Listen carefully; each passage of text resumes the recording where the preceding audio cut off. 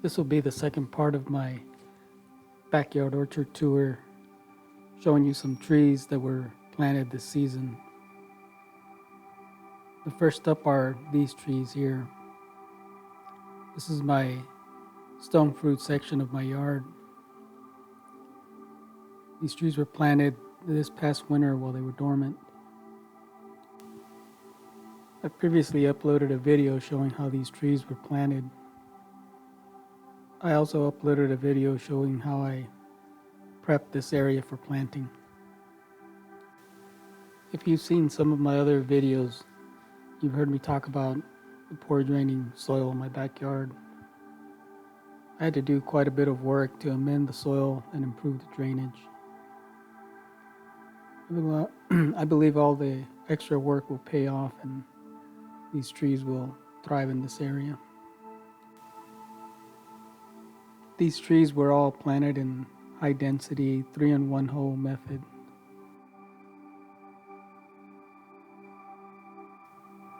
The trees were planted in a triangular shape at a space at about 2 feet apart.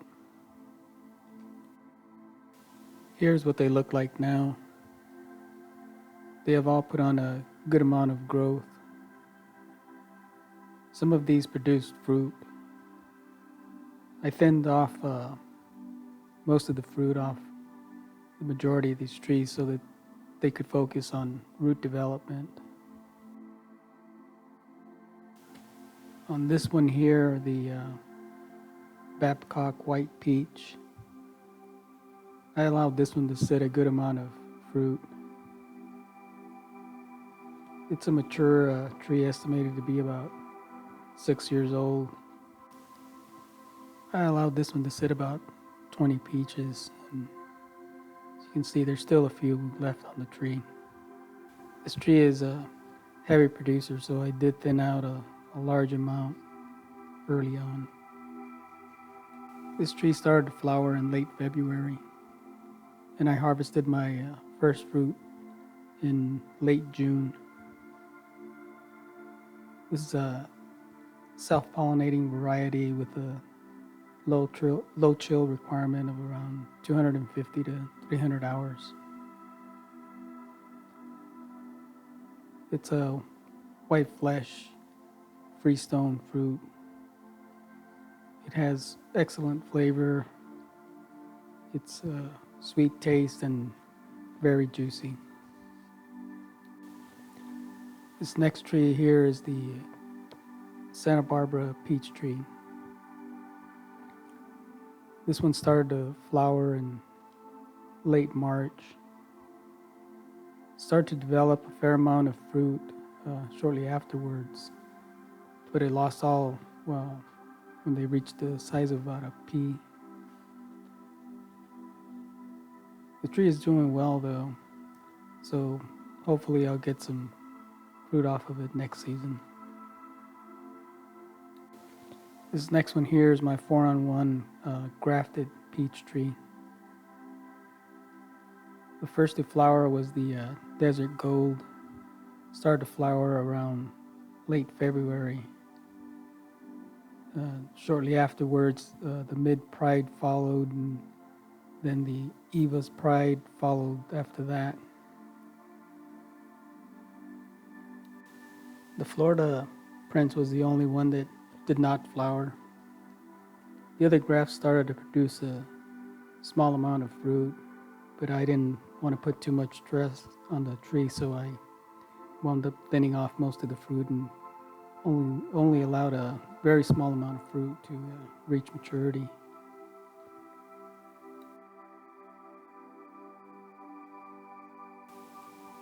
This next group are my Nectarine and Nectaplum trees. The one in the front is a spicy Nectaplum. I allowed it to set about 4 Nectaplums. I never had this fruit before, and I was just curious on what the taste would be like, so I decided to let it fruit a little. I'm glad I did, because the flavor on these Nectaplums is excellent. This tree started to flower in early February. I harvested the first fruit in mid-June. Fruit off this tree is a good size. The flesh is light colored. This is also a self-pollinating low chill variety, only requiring about 200 to 300 chill hours. This tree is doing really well, putting on a good amount of growth. I've already pruned it once and it looks like it may need to be pruned again. All of the trees in this area are going to be kept to a max height of about 7 feet or so.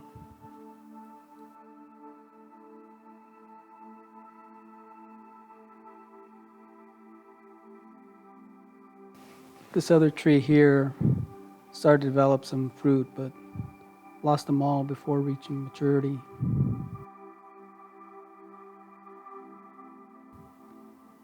There were a couple that reached the size of a small onion, but they were deformed and did not develop well.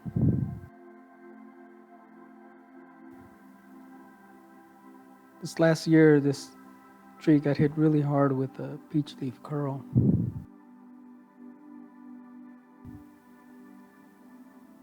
I sprayed it a couple of times while it was dormant with some liquid copper fungicide.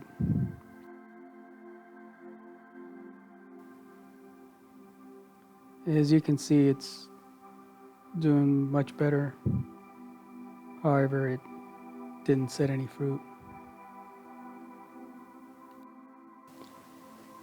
I've had this tree for several years now and I'm not really happy with it. I might give this tree another season to see how it does. If it doesn't start to develop fruit, I'll probably replace it with some other kind of stone fruit tree. This other tree here is also doing well. I've only had this tree for about a year now. It flowered in early March, but did not set any fruit. I'm hoping by next season it will be well enough established and with a good, strong root system, and it'll be able to produce a crop.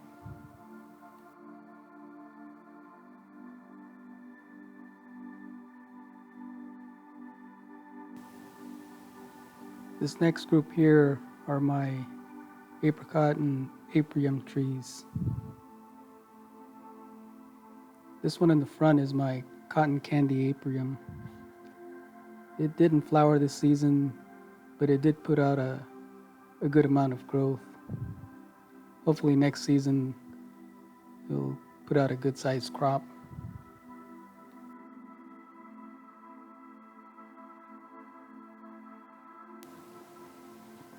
This other tree started to flower in late February. I only allowed it to set about 5 apricots. The first one was harvested in late May. The fruit off this tree is good size.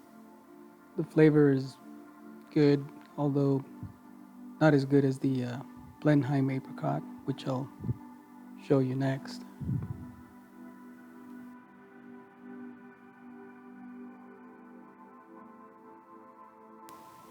And here is the Blenheim Royal Apricot. This tree started to flower in late February. I began to harvest fruit off of it in early June.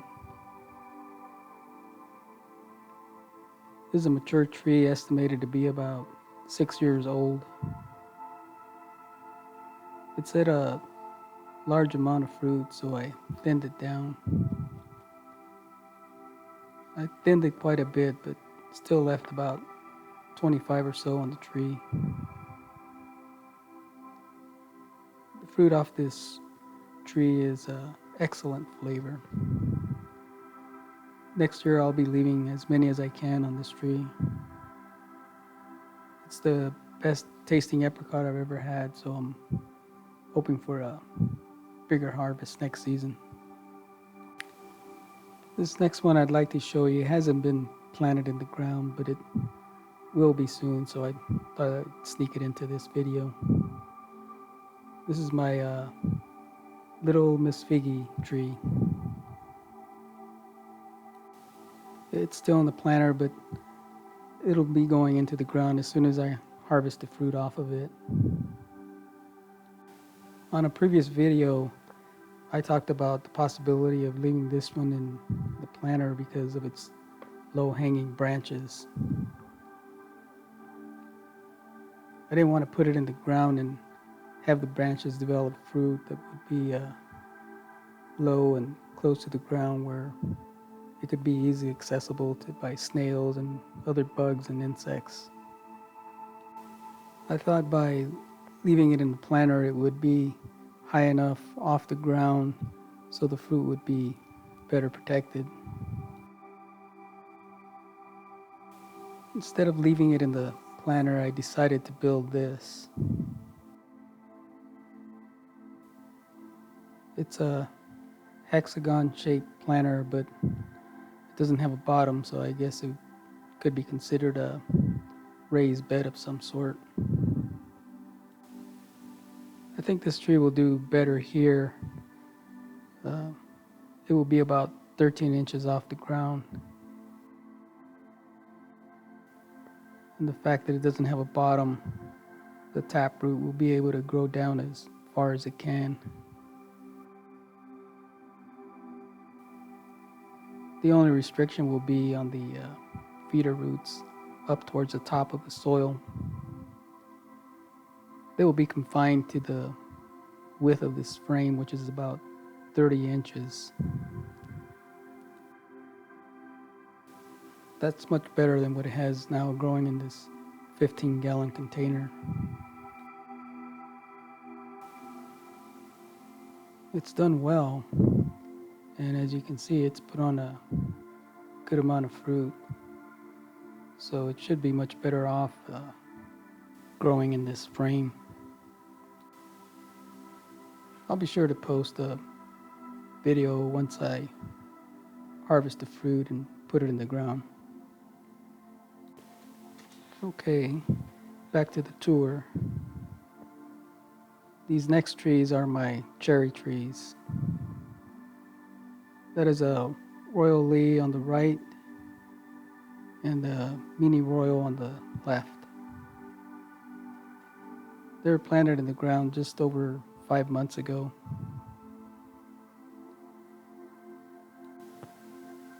Here they are after planting. These trees are supposed to be good pollinators for one another. Unfortunately, they didn't flower at the same time, so there was very little cross-pollination. The Mini Royal was the first to start to bloom. It began to flower in early March.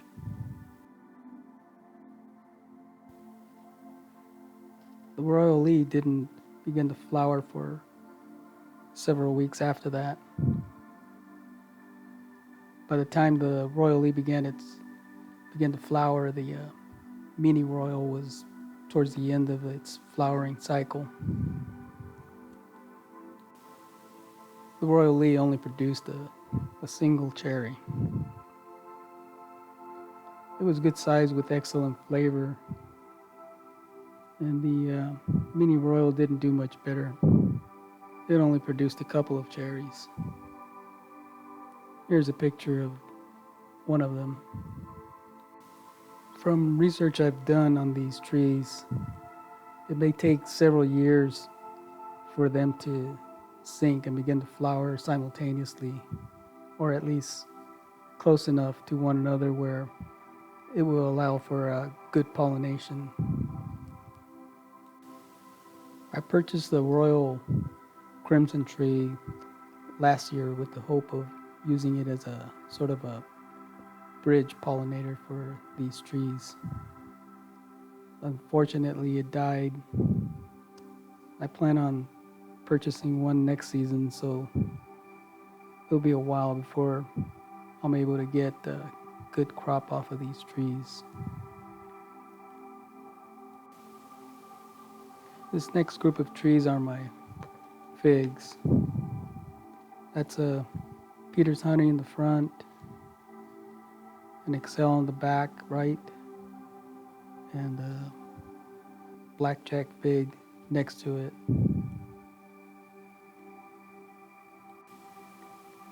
These were planted around mid-February. Here's what they look like after planting. They were basically just whips when they were put in the ground. They're all doing well and have put on a decent amount of growth since then.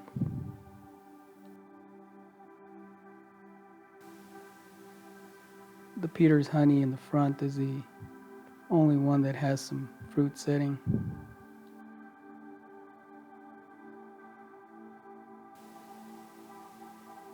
These are the only ones on this tree.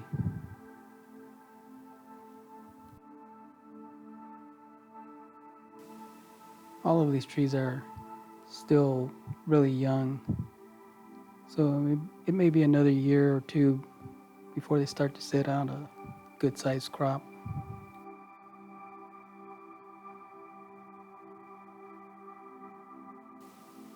This next group here are my lychee trees.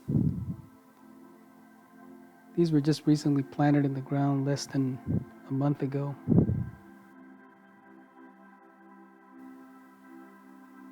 They're all doing well. And as you can see, they're putting on a good amount of growth.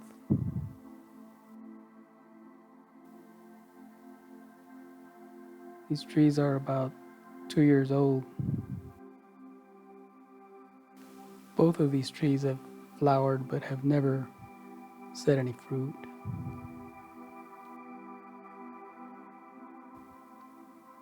I'm hoping by next year they'll be ready to set some fruit. And these are my pear trees. That is a hood pear on the right and a pineapple pear on the left. Both of these trees require a pollinator. These varieties are supposed to be good pollinators for one another. They were planted in the ground a little over 3 months ago.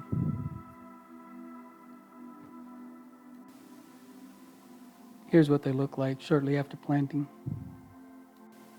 The hood pear on the right has this one branch here that for some reason is not leafed out. The branch is still alive. I did the scratch test on it and it's green, so I'm not sure what's going on here. It may be that it's a bit stressed since it's been a short time since it was transplanted, so it may not have enough strength to push out leaves on this branch. I'll leave it this way for now. If it doesn't put on any growth in another month or two, I might cut off the branch when it goes dormant.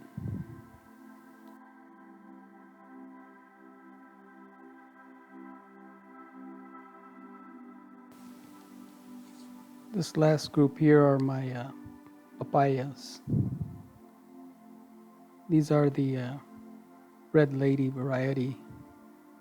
They are self-pollinating. I planted them back in late May. Here's what they look like after planting. Shortly after planting them, the ones on the ends started to develop flower buds, but they dried and fell off. I suspect the reason they fell off was likely due to transplant shock. The one in the middle is recovering from some damage obtained from falling debris. The top portion of this tree was cut off and all this new growth came in shortly afterwards. I've been trimming off most of the excess branching. I'm only going to give it about 4 main branches and then trim off all the rest. Well, that will be it for now. I hope you enjoyed watching this video. If so, please give it a thumbs up and consider subscribing to my channel. Until next video, stay safe, grow your own, and thank you for watching.